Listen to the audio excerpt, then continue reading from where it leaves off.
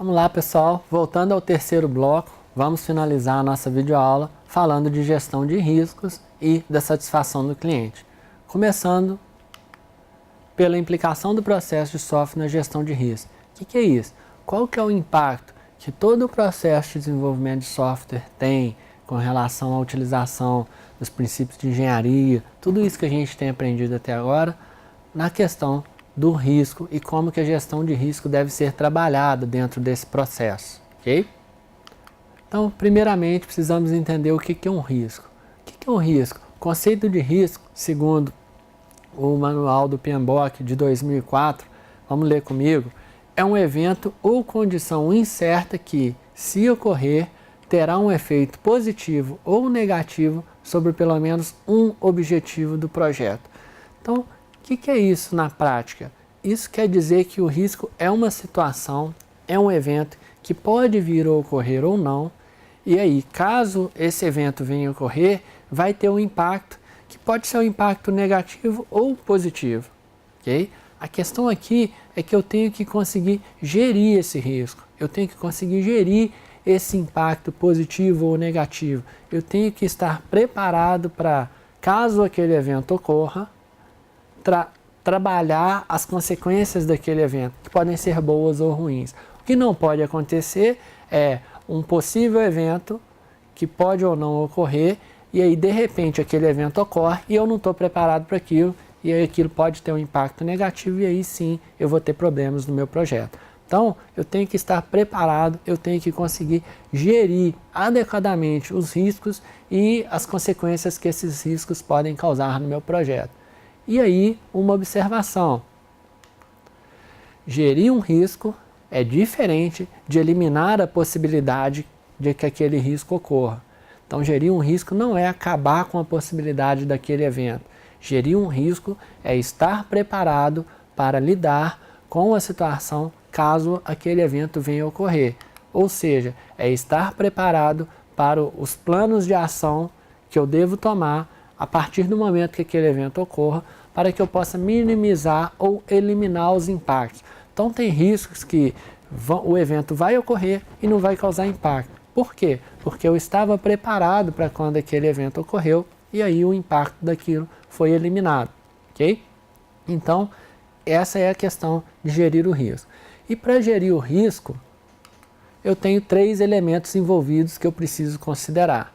Primeiro deles, qual é o impacto que eu vou ter no meu processo, ou no meu projeto, ou no meu negócio, caso aquele evento venha a ocorrer. Então, o primeiro elemento que eu preciso considerar é em termos de impacto.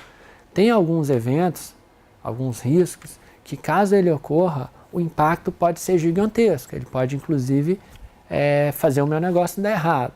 E outros riscos, outros eventos que, mesmo que ocorram, têm um impacto pequeno, ou às vezes quase que insignificante. Então, existe uma diferença muito grande nos dois casos. Esse é o primeiro fator que eu tenho que levar em consideração. O segundo fator que eu tenho que levar em consideração, aqui no cantinho direito, a probabilidade que aquele evento tem de ocorrer ou não, o que é diferente do impacto.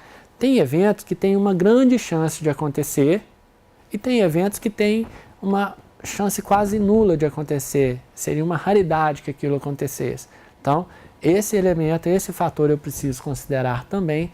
E por fim, o terceiro fator é qual que vai ser o custo para eu evitar que aquele evento ocorra. Tem eventos que eu posso conseguir contorná-los, posso conseguir tratar a chance daquilo ocorrer de forma super barata. É praticamente implícito no meu processo. E tem eventos que eu vou ter que ter um grande custo, eu vou ter que despender de uma grande quantidade de recursos para poder evitar que aquele evento venha a ocorrer. Então eu preciso levar isso em consideração. E aí, para gerir um risco, como que eu faço? Eu vou colocar esses 3 fatores combinados, eu vou pesar esses 3 fatores na hora de tomar a decisão de qual plano de ação eu vou adotar para cada um desses eventos. Então, às vezes eu vou ter um risco que tem alto impacto, mas uma chance mínima de acontecer e o custo vai ser moderado. Eu trato ele de um jeito. Muitas vezes eu tenho um risco que tem um impacto médio ou um impacto baixo, mas a probabilidade dele ocorrer é altíssima e eu tenho um custo alto, por exemplo. Então eu vou classificar esse risco de uma forma diferente. E aí, por fim, eu vou considerar esses 3 elementos para cada um dos meus riscos, e aí eu vou criar uma prioridade e um plano de ação de como eu vou conduzir cada um desses eventos caso ele venha ocorrer. Fazendo isso, eu estou preparado para que aquele risco ocorra e aí tratar. O meu objetivo final é eu ter o mínimo de impacto possível, o mínimo de custo possível com cada evento que venha a ocorrer de fato. Okay? Então, a questão da gestão de riscos é conduzida dessa forma. Os riscos precisam ainda ser administrados. O que isso quer dizer? Uma vez que eu delimitei os fatores, a probabilidade, o impacto, o custo, classifiquei, adotei os planos de ação, o meu trabalho com relação a riscos não está terminado. Por quê? Porque esses fatores e a relação entre eles pode mudar ao longo do tempo. O que eu quero dizer quanto a isso?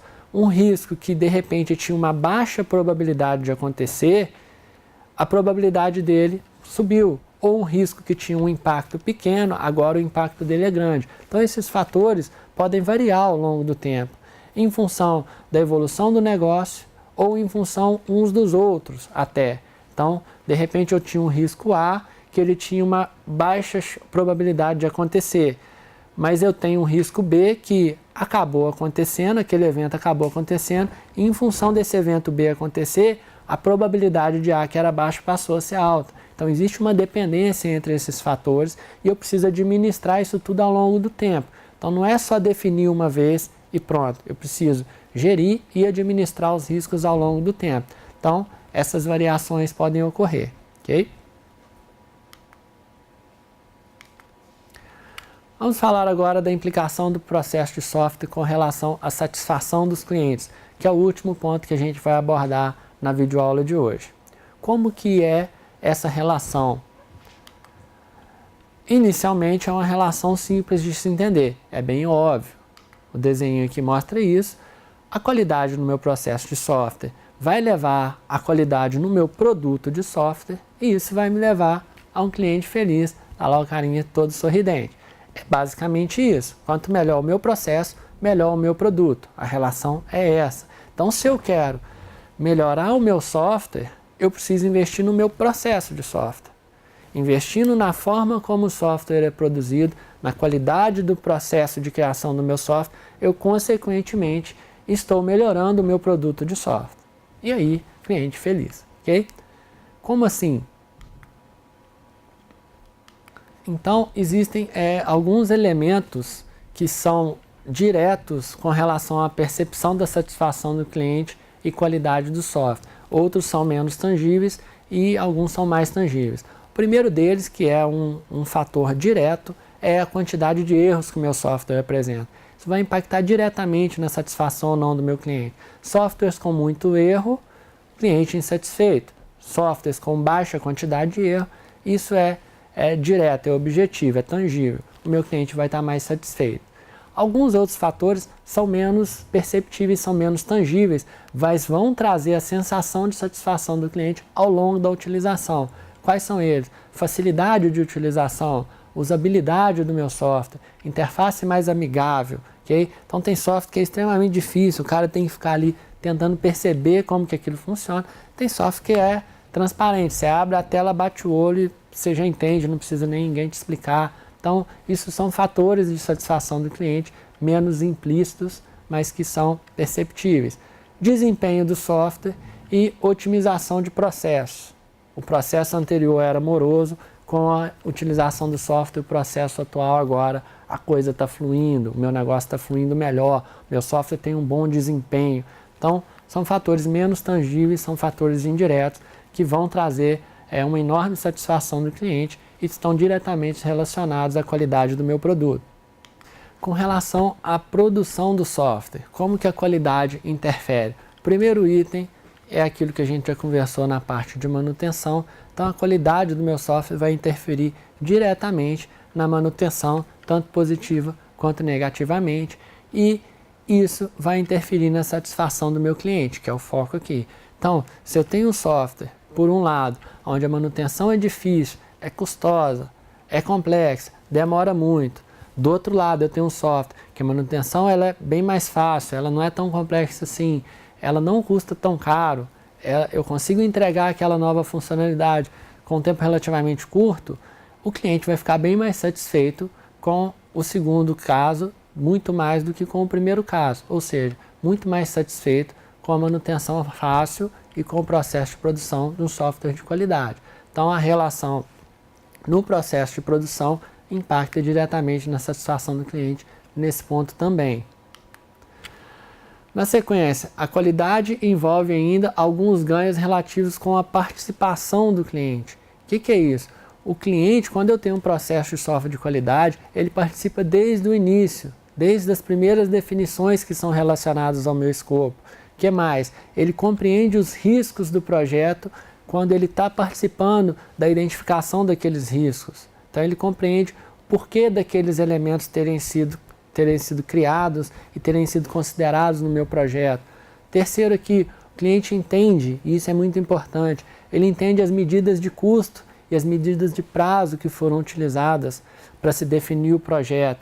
Então ele está participando do meu projeto, ele compreende o porquê daquele prazo ser grande ou às vezes pequeno. Normalmente o cliente está sempre achando o prazo muito longo, né? Então ele está entendendo por que demora tanto para produzir aquele software, por que custa tanto para produzir aquele software. É muito melhor eu trazer o cliente, envolver ele, do que simplesmente apresentar um número para ele e ficar esperando que ele ache bom, que é o que acontece na maioria dos casos. Então, com o processo de qualidade, eu consigo trazer o cliente para dentro do projeto, eu consigo envolver ele nessas questões, e aí é muito mais fácil de ganhar a simpatia dele com relação a isso. Digamos assim, o quarto ponto aqui desse slide, o cliente participa das etapas de verificação e validação, ele participa do aceite do teste, ele participa da validação quanto à implantação, quanto às decisões relacionadas ao sistema funciona ou não, o sistema atende ou não aquilo que precisava atender.